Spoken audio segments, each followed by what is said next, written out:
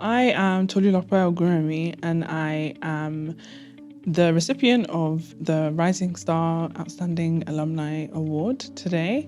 I studied the BSc in Maths and Computer Science here. I graduated in 2019 and I'm also a PhD student at Stanford University at the moment, studying computer science. I'm in the natural language processing group at Stanford. On top of that, I run a not-for-profit called Coders of Colour, getting young, underrepresented people of colour into tech by giving them digital skills training. We've taught a wide array of digital skills, from web development to app development to introductions to machine learning, like computer vision. We also try to tackle the digital divide during the pandemic, when young people were unable to go to school, but also possibly unable to access their education due to not having enough devices in the household, and facilitated laptop donations to young people. So we run a wide array of events and programs, immersing young people into a specific skill and giving them the opportunity to continue learning that skill or drop it. I've just always been fascinated by technology from a very, very young age. I remember looking at very old mobile phones and wondering why, when you got to settings, the background color changed when you selected something. And I was like, oh, that's really cool. Like, I want to know how that works. So I've always been interested in it. I had a strength in maths, and so I was told, a job with maths might be a good way to go, but I think deep down I had this burning passion for computer science and development. I wanted to tinker with things, but was a bit scared that, like if I took the toaster apart, then I might not be able to put it back together.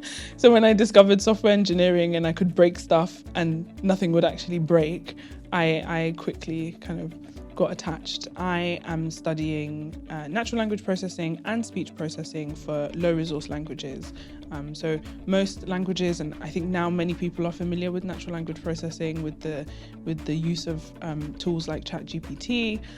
Most of those tools are trained with massive amounts of data. And for languages like English or other higher resource languages such as Mandarin Chinese or maybe French, that data exists online and is readily available.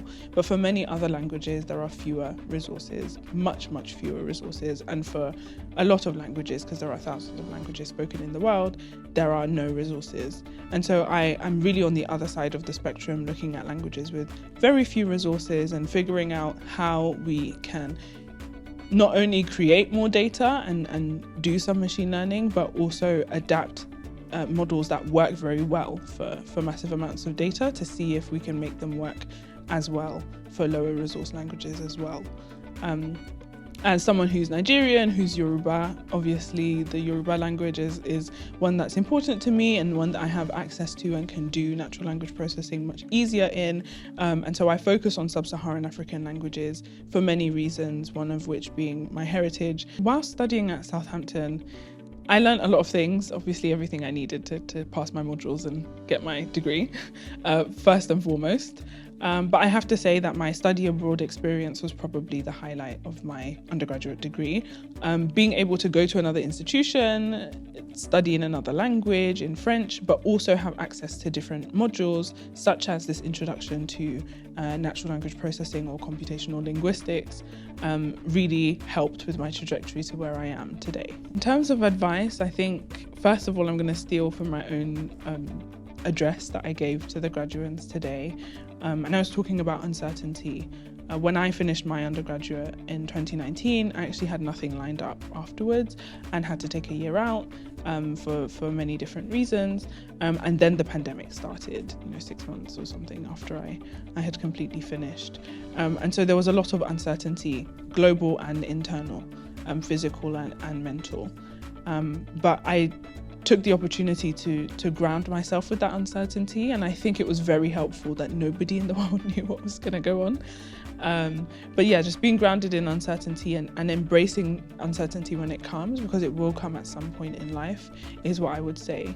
In terms of people watching this who maybe are still pursuing a degree, one, I am too, but two, it is tough and there are bad days and maybe a couple of mental breakdowns, but it's going to be fine in the end. And you have to be incredibly proud of yourself every day for just showing up for yourself and making it through. And that's going to follow through to when you finish your degree and graduate.